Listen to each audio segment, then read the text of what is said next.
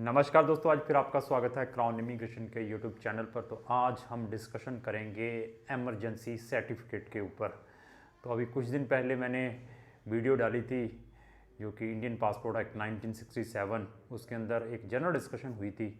तो उस वीडियो में मैंने बताया था कि मैं आने वाले टाइम में डिफरेंट टॉपिक जो पासपोर्ट से रिलेटेड रहेंगे उसके ऊपर वीडियोस लेकर आऊँगा। तो आज जो टॉपिक है this is very important topic, क्योंकि इस टाइप की प्रॉब्लम्स बहुत सारे क्लाइंट्स को 70 से लेकर 80% जो हमारे इंडियंस हैं उनको इस टाइप की प्रॉब्लम्स आती है जब वो फॉरेन कंट्रीज़ में चले जाते हैं। तो उसको क्या कहते हैं? Emergency certificate. तो ये एमरजेंसी सर्टिफिकेट क्या है उनको मालूम है जिनके ऊपर ये चीज़ें बीती हैं, जो फॉरेन कंट्रीज़ में हमारे इंडियंस चले जाते हैं। जाने के बाद वहाँ पर जब उनका जब पासपोर्ट गुम हो जाता है, जहाँ उनका पासपोर्ट एक्सपायर हो जाता है, जहाँ उनका पासपोर्ट कोई भी वहाँ की जो मिनिस्ट्री है या वहाँ की गवर्नमेंट इम्पाउंड कर लेती है, जब बाउंड कर लेती है, जहाँ वहाँ जाकर आप कोई क्रिमिनल एक्टिविटीज़ करते हैं और जेल में चले जाते हैं फॉरेन कंट्रीज़ में, तो जहाँ वहाँ पर जाकर जब आप असाइलम अप्लाई कर लेते हैं तो जब असाइलम नहीं मिलता है, तो जितने भी जब मैंने टॉपिक डिस्कस किए हैं तो फिर क्या होता है, तो जो आपका पासपोर्ट है वो तो ख़त्म हो गया होता है, जहाँ आपका गुम हो गया होता है। असाइलम अप्लाई किया होता है कि मुझे इंडिया में प्रॉब्लम है, तो असाइलम अभी मिला नहीं है, तो अभी इंडिया वापस जाना है। तो इंडिया वापस जाना है तो कैसे जाना है, उसके लिए फिर क्या वे हैं, तो फिर क्या होता है, तो हमें एमरजेंसी सर्टिफिकेट के, जिसको ईसी कहते हैं, एमरजेंसी सर्टिफिकेट, अपनी कंसर्न जो इंडियन एम्बेसी है उससे लेकर वापस आना पड़ता है।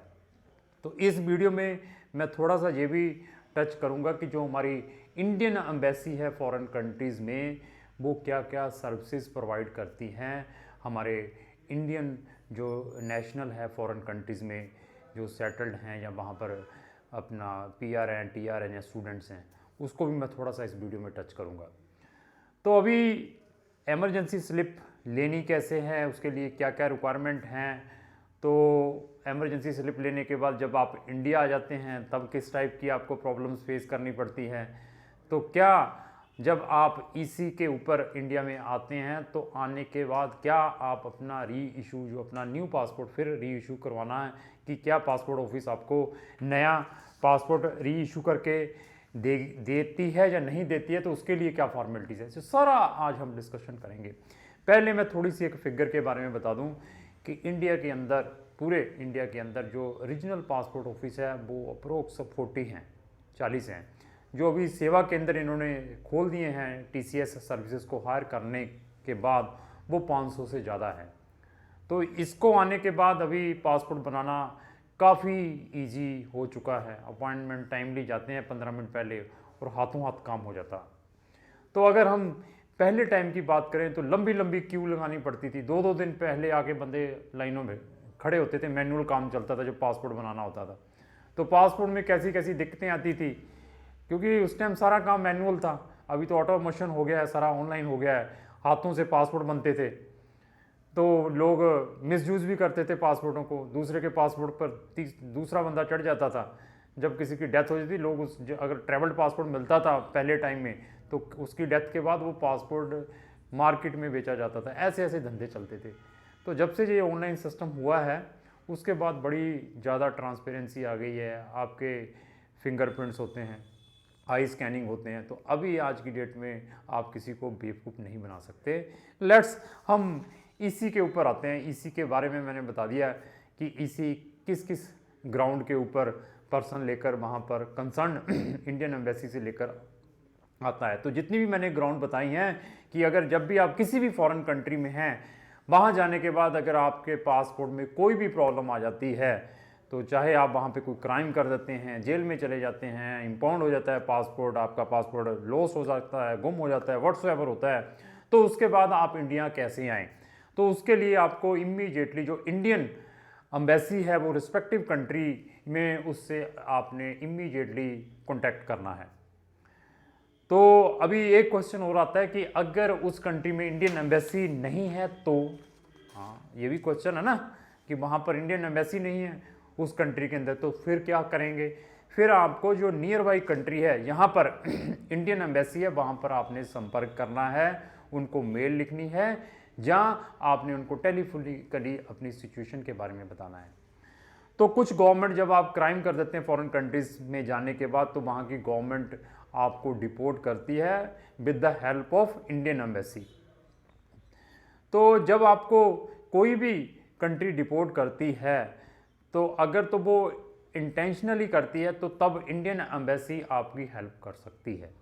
अगर उनके आप गलत हैं तो फिर इंडियन एम्बेसी आपकी कोई भी हेल्प नहीं करेगी।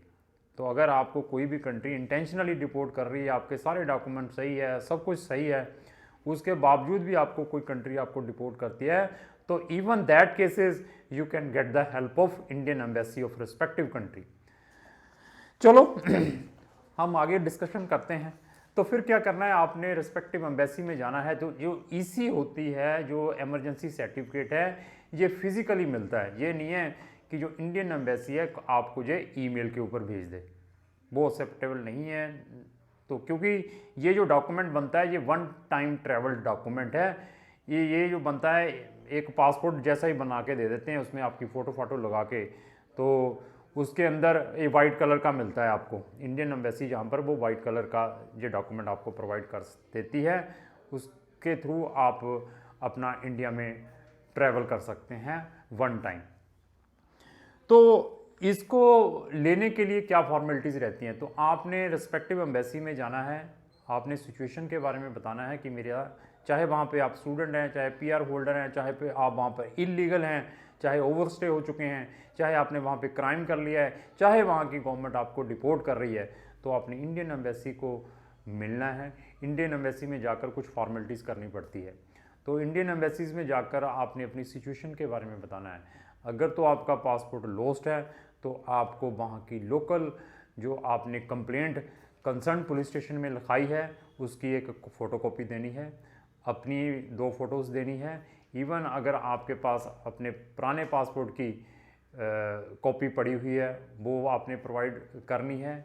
अगर आप वहाँ पर कोई जॉब कर रहे हैं तो अपने जॉब के कॉन्ट्रैक्ट व्हाट्सएवर, अगर आपकी वहाँ पर कोई आईडी भी बनी हुई है वहाँ पर, अगर आप किसी कंट्री में रह रहे हैं, वो प्रोवाइड करनी है।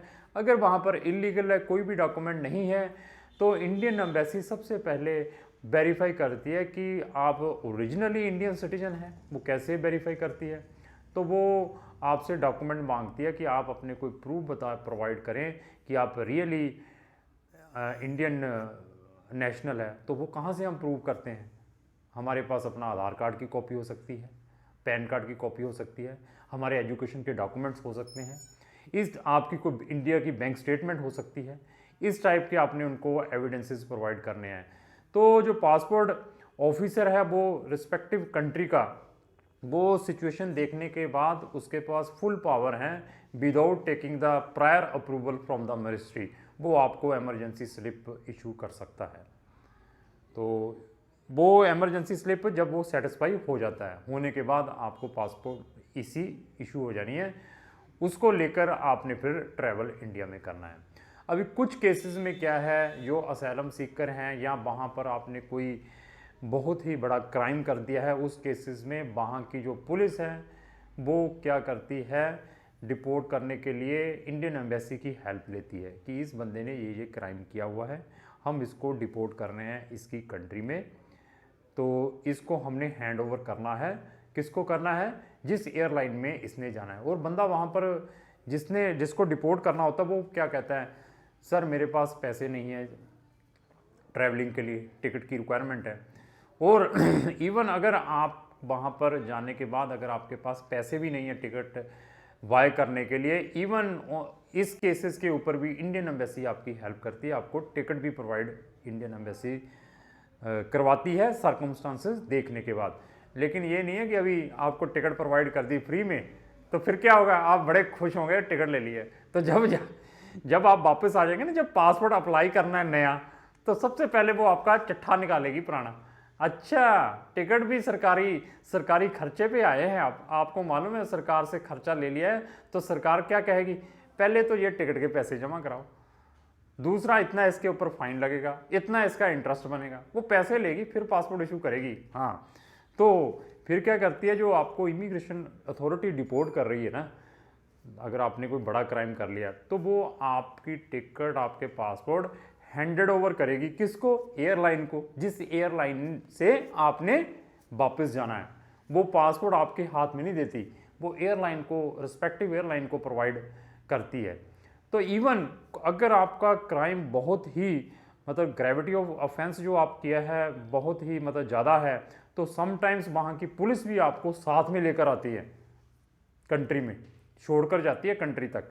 तो जब आपको छोड़ दिया, इमिग्रेशन के हैंड ओवर करती है, तो सम केसेस में क्या होता है, तो यहाँ पर आकर भी जो हमारे यहाँ पर इमिग्रेशन डिपार्टमेंट है वो आपको यहाँ की कंसर्न पुलिस में भी हैंड ओवर कर देते हैं अगर आपने कोई क्राइम किया। हाँ, वैसे ओवरस्टे हुए हैं वो क्राइम नहीं है। अगर आपने कोई क्राइम किया होता है, जब आपको वहाँ से डिपोर्ट करते हैं आपको पकड़ के, तो यहाँ पर इमिग्रेशन भी आपके ऑफेंस को देखते हुए यहाँ की जो कंसर्न पुलिस है, दिल्ली पुलिस है, उनको हैंड ओवर करती है। वहाँ से फिर तिहाड़ जेल में भेज देते हैं जब तक आपका क्या नहीं होता, आपको बेल नहीं मिलती। तो फिर आपका केस चलता है, क्या हुआ था क्या नहीं है। चलो लेट्स, मैंने तो आपको बता दिया कि इसी स्लिप पे कैसे कैसे आते, ये हम प्रैक्टिकली काम करते हैं तब बताते हैं ये चीज़ें, ऐसा नहीं है। ये वही बता सकता है जिसको नॉलेज है, जो काम करता है, जिनके पास ऐसे ऐसे केसेस आते हैं।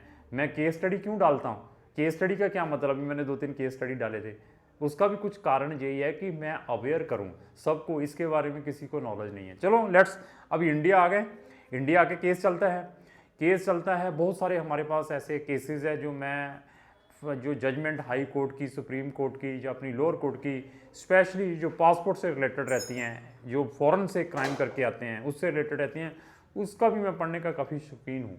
उसके भी मैंने कुछ सब्सक्रिप्शन लगाए हुए हैं ऑनलाइन। जब भी कोई बड़ी ऐसी जजमेंट आती है तो दिल करता है उसको पढ़ा जाए और बड़ा सुकून मिलता है और बड़ी नॉलेज बढ़ती है। तो बहुत सारी जजमेंट आती हैं, यहाँ पर आके केस चलता है।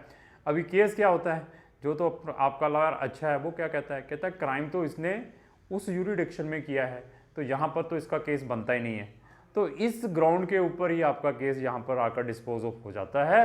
बट कंडीशन क्या है कि अगर आपका लॉयर या एडवोकेट अच्छा है, तो अगर आपका कोई ऐसा भी केस बना हुआ है, बड़ा कॉम्प्लिकेटेड केस बन चुका है आपका, आप आकर एयरपोर्ट में पकड़े गए हैं, जहां आपको यहाँ से पुलिस ने पकड़ लिया है, आपका ये केस पासपोर्ट वाला इस तरह का केस है, बाहर से कोई क्राइम करके आए हैं, तब भी आप हमें संपर्क कर सकते हैं, क्योंकि इस चीज़ से रिलेटेड मेरे पास बहुत बड़ी बड़ी जजमेंट है, चाहे वो हाई कोर्ट की है, चाहे आप वो सुप्रीम कोर्ट की है, उस पर भी हम आपकी हेल्प कर सकते हैं।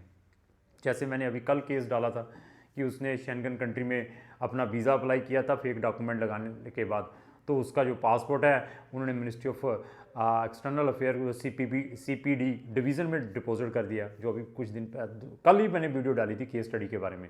तो इसी तरीके से जब आप आ गए, आने के बाद अभी आपका केस चलता है, आपका लॉयर अच्छा है, जिसको नॉलेज है, तो वो आपको वहाँ से रिलीज़ करवा लेता है। रिलीज़ करने के बाद अभी कीड़ा तो फिर बाहर का है, हम तो इसी के डॉक्टर हैं कि जाना बाहर है। अभी प्रॉब्लम क्या है कि कोई भी अगर फॉरेन कंट्री में रहकर आता है, चाहे छोटी या बड़ी या व्हाट्सएवर कंट्री में रहकर आता है, आने के बाद कीड़ा वही रहता है, अभी मैंने फिर फॉरेन ही जाना है, क्योंकि हम इसी चीज़ के इसी प्रोफेशन से रिलेटेड है। हमारे पास ऐसे ऐसे केसेस आते हैं।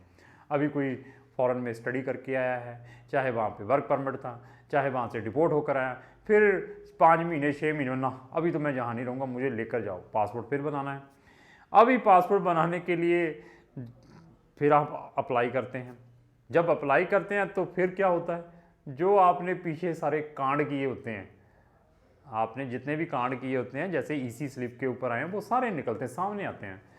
पासपोर्ट ऑफिस वाले फिर क्या कहते हैं, तो सम केसेस पर पासपोर्ट ऑफिस वाले आपके ऊपर पेनल्टी लगाते हैं, क्योंकि जितने भी मैंने रीजनल पासपोर्ट ऑफिस बताए हैं, ये 40 ऑफिस, कुछ पावरें तो पासपोर्ट ऑफिस के हाथ में होती हैं।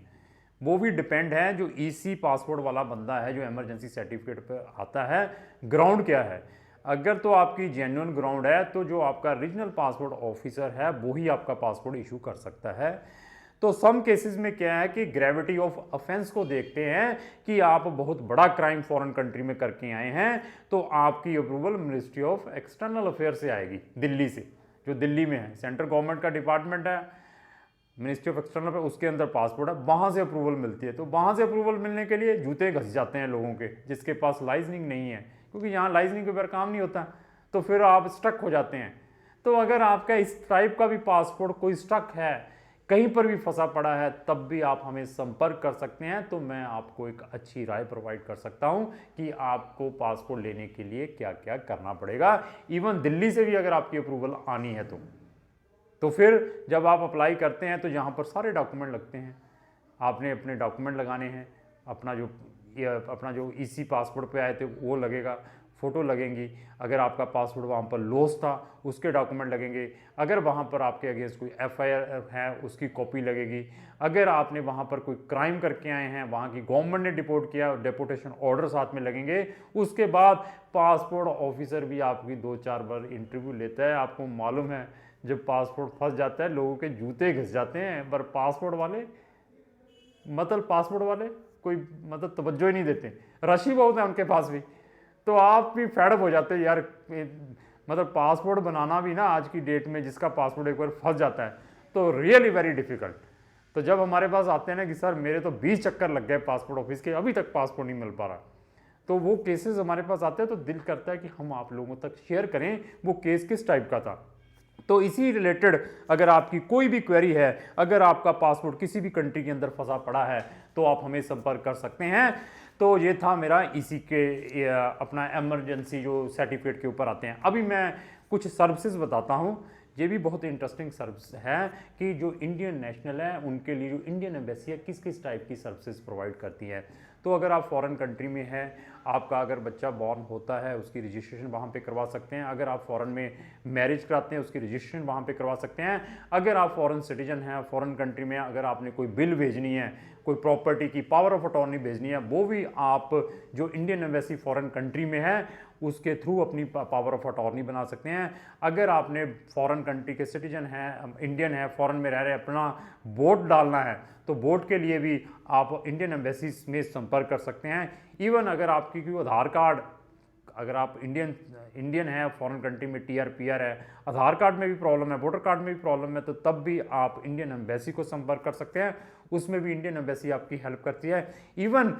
रिपार्टीशन ऑफ डेड बॉडी, अगर किसी की फॉरेन में डेथ हो जाती है, उस बॉडी को वापस लाना है, आपके पास पैसा नहीं है, तो आपको किसी को मिलने की जरूरत नहीं है, इंडियन एम्बेसी को मिले, इमीडिएटली इंडियन एम्बेसी आपकी हेल्प कर सकती है।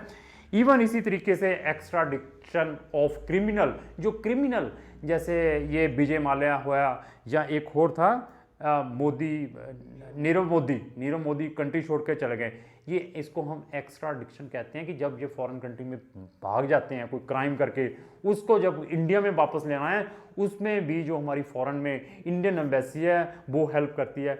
तो इस टाइप की बहुत सारी असिस्टेंस है जो इंडियन एम्बेसी फॉरेन कंट्रीज़ में हेल्प करती है। तो अगर आपको किसी भी टाइप की प्रॉब्लम्स आती हैं, आप फॉरेन कंट्री में हैं, इंडियन सिटीजन हैं, तो आप हमें संपर्क कर सकते हैं। तो हम आपको वेस्ट से वेस्ट वे आउट बता सकते हैं कि आप कहाँ से अपनी ये असिस्टेंस लें। तो आने वाले टाइम में मेरी और बहुत इंटरेस्टिंग वीडियो रहेगी रिलेटेड टू पासपोर्ट के ऊपर ही। तो जो जो लोगों को आम डिफ़िकल्ट्स आती हैं पासपोर्ट बनाने में, या पासपोर्ट में अभी न्यू चेंजेस क्या आई हैं, तो उसके बारे में मैं आने वाली वीडियोज़ में डिस्कस करूँगा। तो लास्टली मेरी यही रिक्वेस्ट है कि अगर आपको मेरी ये वीडियो अच्छी लगी है तो इसको लाइक एंड शेयर करना ना भूलें। Thank you.